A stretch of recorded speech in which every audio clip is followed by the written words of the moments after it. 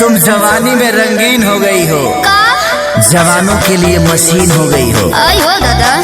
परमाणु बम फेंकबा कहाँ प्यास?